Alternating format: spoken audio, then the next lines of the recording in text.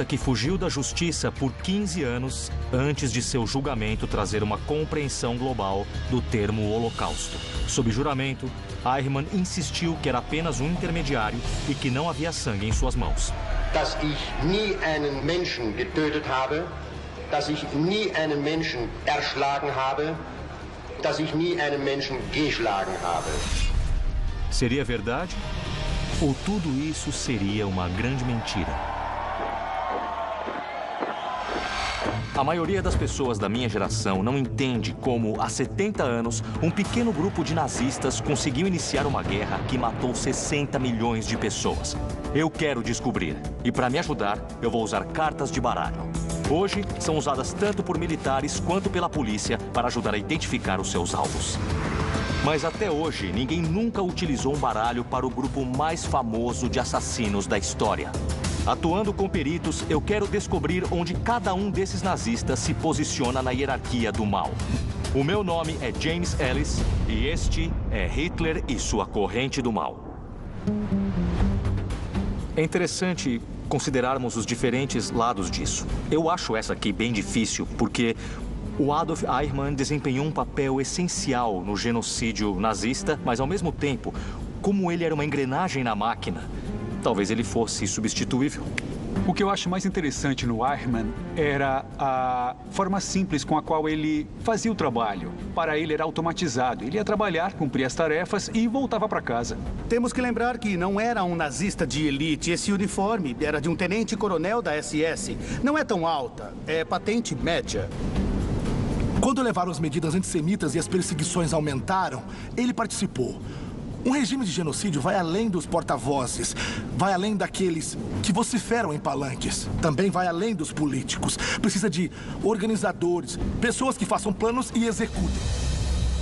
Eichmann foi um entre muitos nazistas de elite que escaparam de punições após a Segunda Guerra Mundial. Ele desapareceu por completo até ser visto na Argentina no fim dos anos 50. Ele foi capturado em segredo e levado para Israel para enfrentar seus acusadores. Seu julgamento durou 4 meses e foi assistido por milhões mundo afora. O tempo todo, Eichmann alegou ter sido apenas um administrador, que não teve papel direto no genocídio em massa que seus chefes nazistas realizaram. Eu quero saber se tem alguma verdade na defesa dele. Então eu vim para a Alemanha para começar a investigar a história de Eichmann em um local que ajudou a derrubá-lo. Este é o mapa. Quase todo o local aqui é uma cena de crime. Nossa. Jens Rommel é um promotor do Escritório Central para Investigações de Crimes no Nacional-Socialismo nos arredores de Stuttgart. Essa é uma representação visual incrível da escala e escopo dos crimes nazistas. Pois é, e é só uma parte daquilo tudo. Deve ser uma tarefa intimidadora para vocês. Porque tem todas essas cenas de crime aqui e você busca trazer todos esses responsáveis perante a justiça. Sim, é uma tarefa enorme para um escritório tão pequeno como o nosso. 70 anos depois, Jens e sua equipe continuam indo atrás de suspeitos por crimes de guerra do Terceiro Reich. Eles identificaram perto de 28 mil locais de crimes de guerra, mas muitos dos homens e mulheres sob suspeita já estão na casa dos 90 anos. Então o tempo está acabando. Esses crimes aconteceram faz 70 anos, mas o seu escritório investiga esses crimes até hoje. Bom, é claro que esses foram eventos históricos durante a Segunda Guerra Mundial. Mas acontece que nós continuamos fazendo as investigações até hoje porque os réus, alguns deles, continuam vivos. E também é importante para as vítimas e para os parentes delas. Por isso, nós continuamos. Vamos comigo até a sala das fichas. Nós temos 1.700.000 fichas aqui com nomes, locais e unidades militares. Está tudo aqui. É impressionante, né? 1.700.000? É, 1.700.000. São mais de 700 mil nomes de réus e de vítimas. De Hitler até o mais baixo capanga, há detalhes dos crimes guardados aqui. Eu estou interessado em saber mais sobre Eichmann. Você tem alguma coisa sobre ele aqui? Bom, deve ter um arquivo relativo a ele, mas antes vamos olhar aqui nas fichas. Esta é a ficha dele. Dá pra ver que temos muitas fichas sobre ele. Nós temos 8 no total. 8 fichas, mas isso é comum? Isso não é comum, é porque era um membro proeminente, uma figura responsável por muitas vítimas. Então, tem esses dados pessoais aqui. Adolf Eichmann. Tá. E a posição dele como líder de uma unidade nesta localidade. Foi responsável por mortes e também por roubos contra cidadãos judeus. Por ter sido um burocrata que passou a Segunda Guerra atrás de uma mesa, ele não era muito conhecido entre os caçadores de nazistas quando o conflito terminou. Na Alemanha pós-guerra, o processo de desnazificação realizado pelos aliados logo acabou ficando de lado na preparação para o conflito iminente com a União Soviética. Então, havia pouca vontade na Alemanha pós-guerra de encontrar e processar criminosos de guerra, especialmente aqueles que não tinham alta patente no regime. Isso permitiu que Eichmann, junto com muitos outros, conseguisse escapar. Eu fico de queixo caído. Centenas de milhares de pessoas têm sangue nas mãos e algumas delas continuam soltas por aí. Eichmann, contudo, foi um dos fugitivos mais famosos a ser pego. A prisão jogou luz sobre sua espantosa história. Para saber mais sobre como ele se iniciou no nazismo, eu estou indo 620 quilômetros para o nordeste da capital alemã, Berlim. A historiadora, Dr. Stephanie Fischer, vai me levar para onde a carreira de Eichmann junto a Adolf Hitler deslancharia. Ele estudou no mesmo colégio que o Adolf Hitler, é verdade isso? Sim, Sério?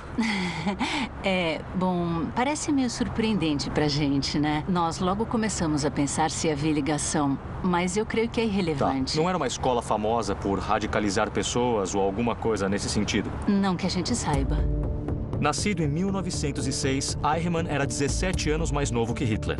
Assim, seus caminhos não se cruzaram pelos corredores da escola em Linz, na Áustria. Eichmann era um adulto comum e teve uma infância comum. Ele saiu da escola técnica sem concluir o curso para ser mecânico, trabalhou com o pai e como vendedor de loja. Ele era um homem incrivelmente comum e bem discreto. E a gente sabe por que o Eichmann ficou tão interessado pela política de direita? Eu acho que o que chamava a atenção dele era a ideia de camaradagem, de pertencimento, de ter um grupo de homens se conectando, se reunindo, tomando cerveja e tendo objetivos em comum sobre como mudar o mundo. E parte disso, claro, era o antissemitismo. Por que o antissemitismo era parte dessa visão de mundo?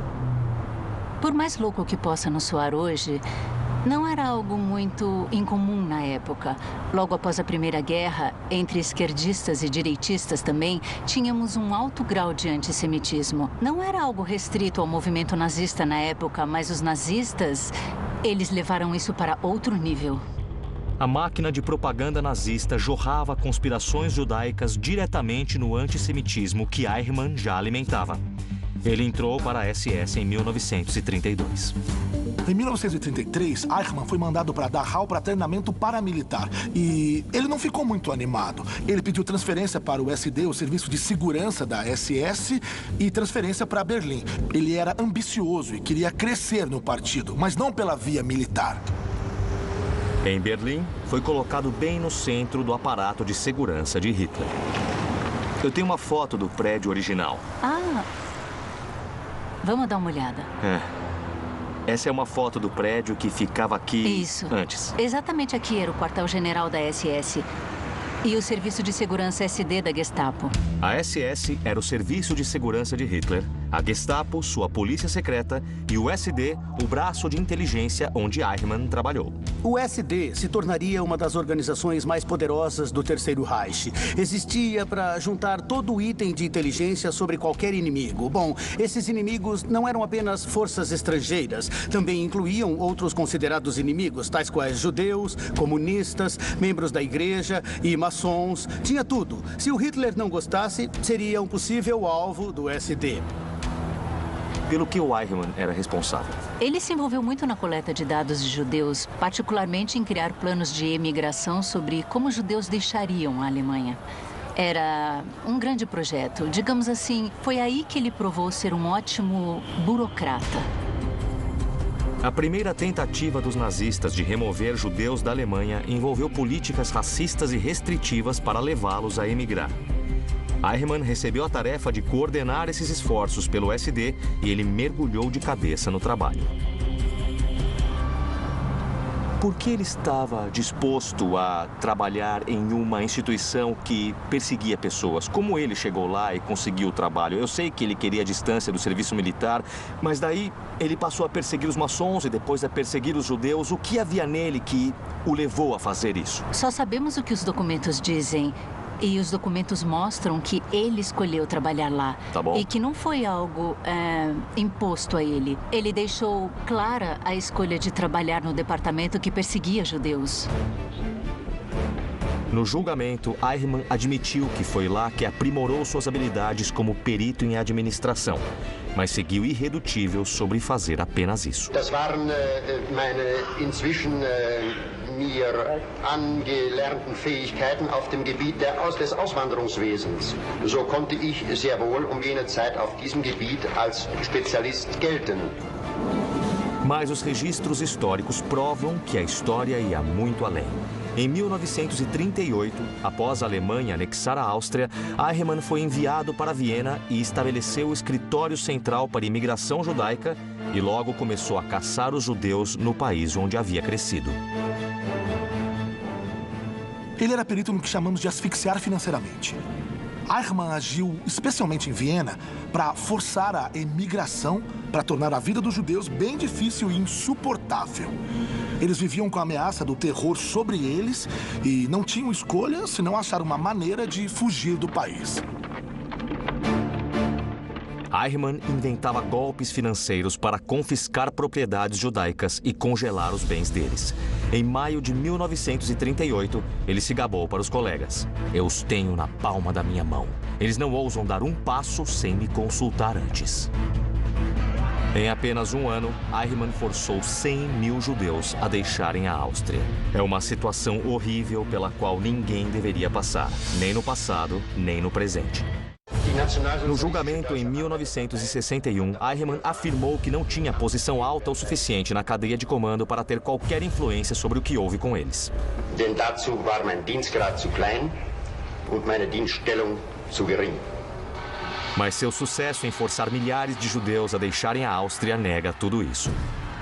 Na verdade, Eichmann e os nazistas estavam apenas começando. O papel dele no SD era identificar maneiras de como se livrarem dos judeus. O que acontecia era a imigração forçada e pilhagem de riquezas e propriedades. Com a ajuda de Eichmann, do meio dos anos 30 em diante, os judeus e outros vistos como inimigos do Estado foram perseguidos em tal nível que não tinham escolha senão deixar sua terra natal, para então descobrirem que a situação era pior ainda.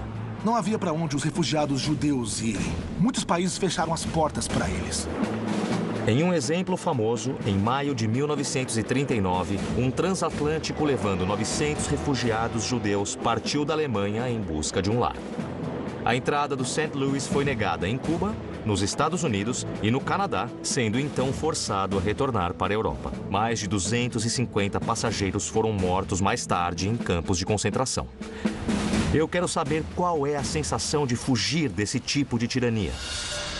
Desde o fim da Segunda Guerra Mundial, a Alemanha se tornou bem mais acolhedora para os refugiados.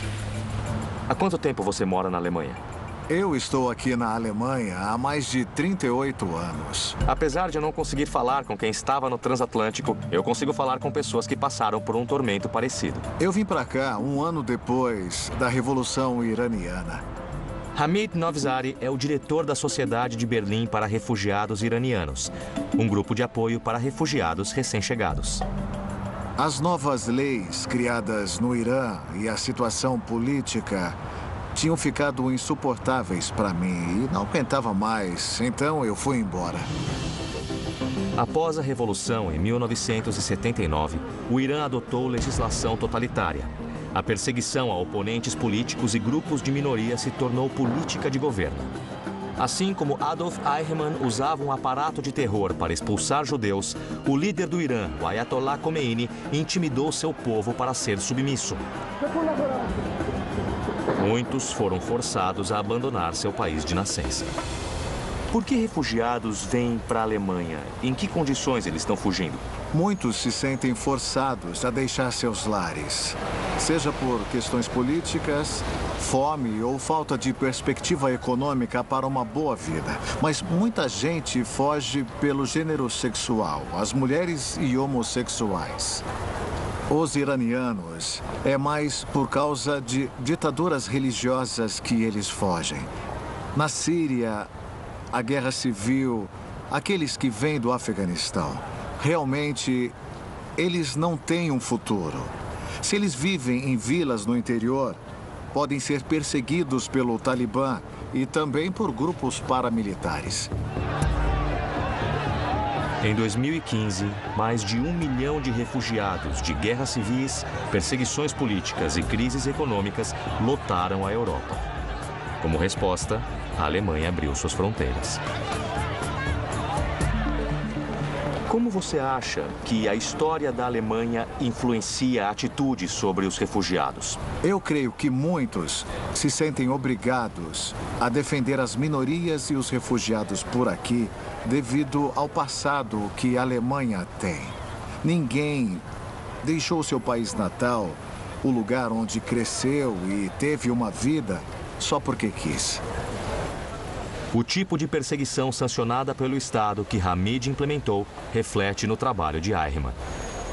Em 1939, a Alemanha invadiu a Polônia, o que trouxe para Eichmann um desafio ainda maior. Ficou cada vez mais óbvio que quanto mais territórios conquistados, mais judeus estariam sob o controle deles. Aí, quando os nazistas marcharam pela Polônia, de repente tinham mais 3 milhões de judeus. O que iam fazer com eles?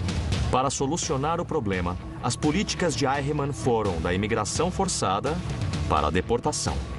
E um dos projetos preferidos dele para lidar com os judeus era muito bizarro. Se você quer ver a raiz da, digamos, loucura do pensamento nazista, basta olhar o Plano Madagascar.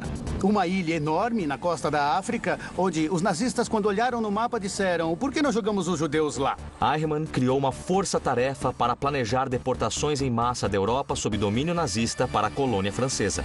Mas as dificuldades impostas em tempos de guerra levaram ao fracasso. Era totalmente insano. Não tinha infraestrutura lá e, claro, não fazia sentido. Se fossem jogar um monte de gente naquela ilha, ora, então também poderiam matá-las. Alguém chegou a essa conclusão e foi o que eles fizeram. Esse foi um genocídio planejado por meio de um programa de mortes em massa industrializado. É profundamente perturbador.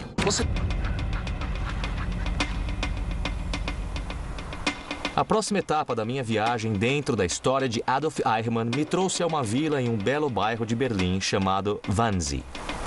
O local é lindo, porém os eventos que aconteceram aqui há mais de 75 anos não são nem um pouco. Essa propriedade é mesmo impressionante. Muita gente vem me contar que fica muito chocada com o contraste entre a beleza deste local e a história horrenda que nós contamos para elas na nossa apresentação. Hoje, essa antiga pensão da SS é um memorial para judeus europeus assassinados no Holocausto. Hans Christian Jasch é o diretor. Eu entendi. Bom, essa propriedade ela é mais famosa por um encontro que ocorreu aqui em janeiro de 1942. Pode me dizer sobre o que foi esse encontro? A ideia básica da conferência era instruir os agentes do governo sobre o que os nazistas eufemisticamente chamavam de Endlösung der Judenfrage, a solução final da questão judaica. Sem dúvidas, muitas conferências ocorreram no Terceiro Reich durante a guerra sobre como o genocídio seria realizado. Aquela que mais conhecemos, porque as atas dela foram descobertas, é a Conferência de Wannsee. Foi um encontro para discutir negócios, alvos de vendas, a aparência para o público. Tinha um mapa, tinham números e o local para onde iriam os números. Mas, é claro, o que aqueles números e mapas representavam era um abate industrial. Foi aqui que um pequeno grupo de nazistas de elite concordou em organizar o extermínio em massa de judeus europeus. Eichmann estava entre eles. No seu julgamento, Eichmann reconheceu que participou da conferência de Wannsee, mas afirmou que não teve voz na decisão. Ele chegou ao ponto de dizer que se opôs à violência. Ich hatte im Hinblick auf Juden damals nur jene Obliegenheiten zu erfüllen, die mit der Auswanderung zusammenhingen. Und zwar lediglich in fahrplanmäßiger Hinsicht, das heißt transporttechnischer Hinsicht. Aber ich hatte an keine blutige Lösung gedacht und nicht an eine solche gewaltsame Lösung gedacht. De todas as alegações que ele fez no tribunal, seu destino dependia dessa mais do que qualquer outra. E qual foi o papel de Eichmann na conferência? Eichmann era o principal burocrata para assuntos judaicos lá no principal escritório voltado para a segurança do Reich. Ele era o responsável pelo transporte. Todas as deportações da Europa sob domínio nazista para campos de concentração no leste foram supervisionadas por Adolf Eichmann. O que ele tinha que deu a ele um papel tão importante no genocídio nazista? Eichmann tomou diversas iniciativas. Ele, na verdade, interpretava as ordens dos seus superiores de uma forma bem flexível. Ele chegou a sofrer reprimendas algumas vezes por ser muito fanático. Eichmann trabalhou incansavelmente para maximizar a eficiência da programação dos trens.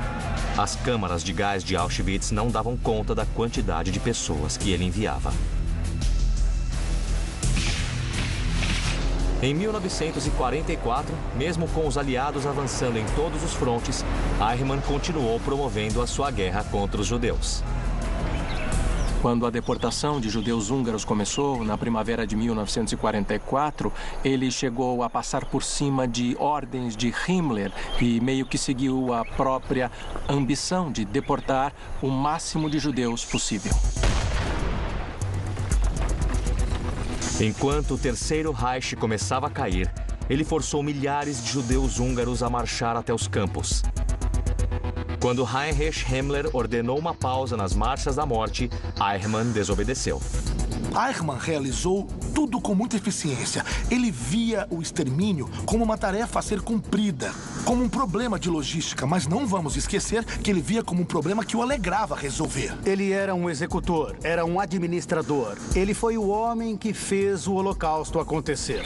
Então não era só o caso dele trabalhar em um escritório e supervisionar ou estar envolvido no genocídio. Era uma coisa pela qual ele tinha uma grande paixão e ele via como a missão dele para tentar erradicar a população judia da Europa. Ele queria matar o máximo de judeus possível. Esse era o objetivo dele na guerra. Aqui dentro está a prova que acaba com a defesa de Eichmann. Sua própria papelada mostra que ele foi cúmplice das mortes em massa. É muito assustador estar aqui dentro, olhando esses documentos, porque o Eichmann foi quem acabou fazendo essas atas. Essa é uma lista do grande número de judeus na Europa que os nazistas tinham identificado. A gente sabe que eles conseguiram exterminar 6 milhões de judeus, mas a lista contém 11 milhões. E é isso porque eles levaram em conta a Inglaterra, a Irlanda, a Espanha, a Turquia. Isso mostra a escala do que eles estavam planejando. É perturbador demais. É revoltante. Eichmann via essas pessoas não como seres humanos, mas como gado que estava sendo mandado para o abate. Na maior deportação, em 1943, havia 1.758 judeus em um trem. Quase 2.000 pessoas em um único trem? Na minha missão para determinar o lugar de Adolf Eichmann na hierarquia nazista, eu vi os documentos que provam que ele foi cúmplice no genocídio. Agora eu quero saber até onde foi o envolvimento dele para executar isso. E onde estamos agora? Estamos na estação de trem de Grunewald, que fica na ponta oeste de Berlim. Eu estou com o historiador Yoav Sapir no principal ponto de deportação de Berlim para judeus destinados a morrer nas câmaras de gás nazistas. A maioria dos judeus deportados de Berlim saiu bem daqui onde nós estamos agora. Isso. Hoje, a estação Grunewald é um memorial do Holocausto. Mas durante a Segunda Guerra Mundial, era certamente a estação mais movimentada da Europa. Pelo menos no que diz respeito a mortes em massa. E o que é isso aqui? Essas aqui são placas que relembram cada uma das deportações que partiram de Berlim, entre 41 e 45. Na maior deportação, em 1943, havia 1.758 judeus em um trem. Quase 2.000 pessoas em um único trem? Durante 4 anos, os judeus de Berlim foram apreendidos, levados para Grunewald e empilhados em vagões fechados de trem. Eram privados de comida e água e as únicas instalações sanitárias eram baldes. Muitos morreram nos próprios trens, antes mesmo de chegarem aos campos de extermínio. O que mais me assusta ao estar em uma plataforma em Berlim é que dá para ver que a gente não está lidando com genocídio no campo de guerra. Isso obviamente estava acontecendo. Mas a gente está falando aqui de genocídio que foi planejado. Foi uma coisa que o Estado decidiu realizar, eu acredito que da maneira mais prática possível. Eles terceirizaram a matança para aquelas fábricas de mortes. E aí, claro que a questão era como facilitariam o transporte deles. Como levar os judeus da Alemanha, França, Bélgica, Holanda e etc. E foi aí que Eichmann entrou. Foi aí que Eichmann assumiu. Ao facilitar o sequestro de famílias de suas casas e as forçarem a entrar nos trens, para garantir que tudo funcionasse bem, no horário, que tivessem a mão de obra e os recursos. Garantir que os trens saíssem na hora de Berlim, Paris ou Budapeste, a caminho de Auschwitz, por exemplo. No julgamento, Eichmann foi confrontado por testemunha atrás de testemunha. Das ist Eichmann. E todos testemunharam sobre o papel dele na deportação e morte de judeus. dass Eichmann war derjenige, der alle Bestimmungen betreffend Juden getroffen hat, vorgeschlagen hat und auch sogar durchgeführt hat. פתרון סופי, אז הוא קיבל את התפקיד לבצע את זה. Apesar das palavras condenatórias, Eichmann seguiu negando seu envolvimento direto no sofrimento deles. Sind an diesen Sachen eine ganze Menge Personen, wenn ich mal so sagen will. Uma das questões mais confusas sobre Eichmann era sua aparente normalidade. Ele parecia ser apenas mais, sabe, uma pessoa como todas as outras. Isso dá medo, em certa medida, porque sugere que aquela pessoa normal pode ser capaz desse nível de atrocidade. Eichmann cumpriu o seu papel para a solução final com o maior entusiasmo. Ele levava o trabalho muito a sério. E é isso que faz dele uma figura aterrorizante, porque aquele foi um enorme exercício de logística. E o departamento era bem pequeno, só tinha algumas pessoas. Ainda assim, sob o comando de Eichmann, conseguiram levar todas aquelas pessoas. Foram milhões de pessoas direto para a morte. Aqui estávamos chegando quase no fim da guerra. Era o começo de 1945. Por isso os números são bem pequenos. Foram os últimos judeus de Berlim, aqueles que tentavam sobreviver se escondendo. 27 de março de 1945. A essa altura da guerra, o Terceiro Reich já estava acabado. Todo nazista sabia disso, inclusive Eichmann. Mas ele estava determinado a terminar o que havia começado. A última deportação que saiu de Berlim teve 18 judeus que quase se livraram. Mas aí, apesar de tudo, eles foram capturados por nazistas fanáticos e foram deportados pouco antes de os soviéticos cercarem Berlim. Foi menos de 1 mês e meio antes do fim da guerra na Europa.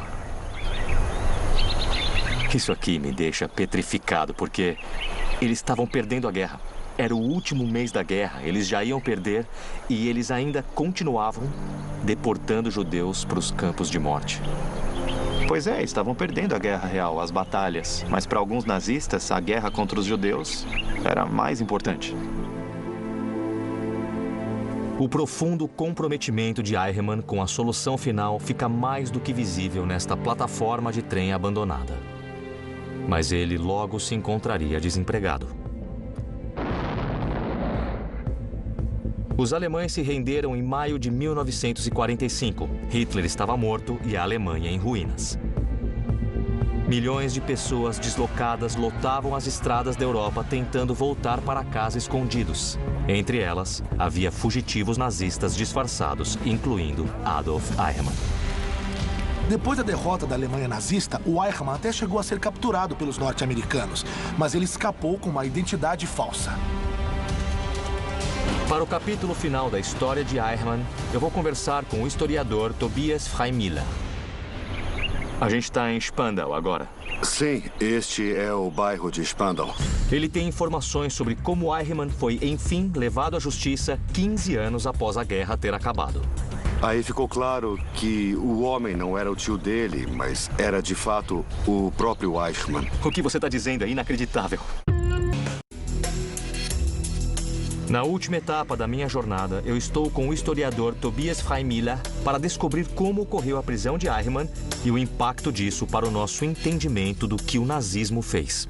E este aqui é o local onde a sinagoga ficava, até ser destruída em novembro de 38. O que você está vendo são os nomes dos cidadãos judeus aqui deste bairro.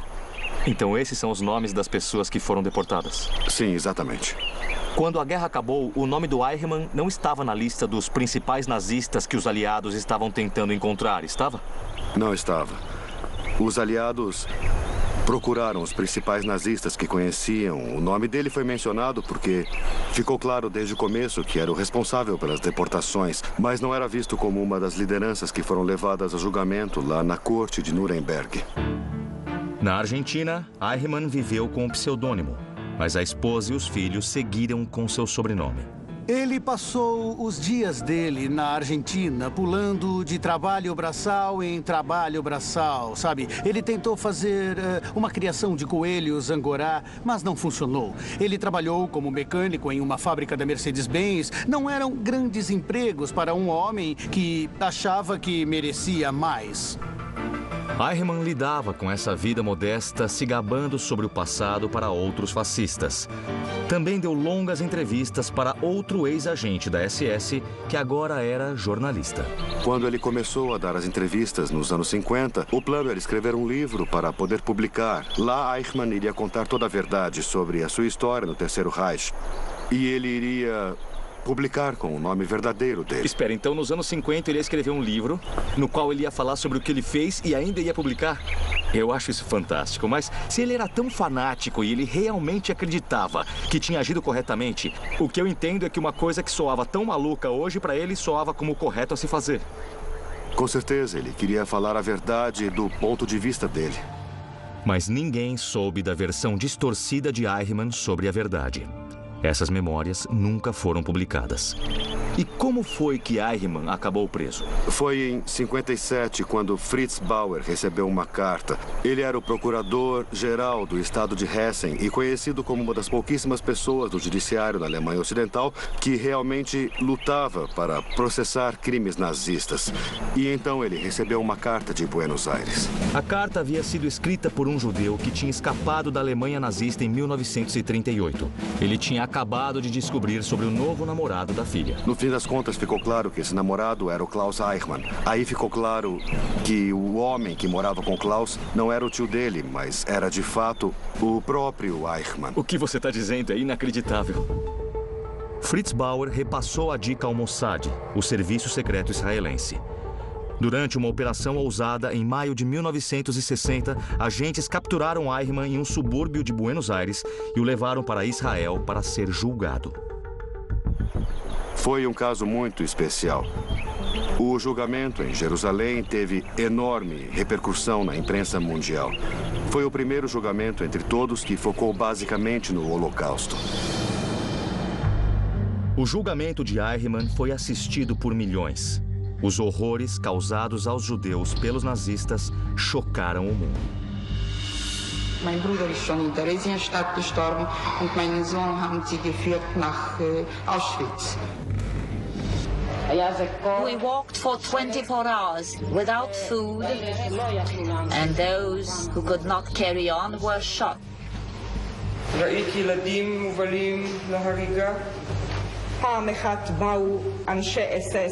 SS men arrived one morning and took the child away with them. Later, I learned that the child was thrown into the fire. Até então, eu não acredito que o mundo, de fato, conhecia sobre o Holocausto.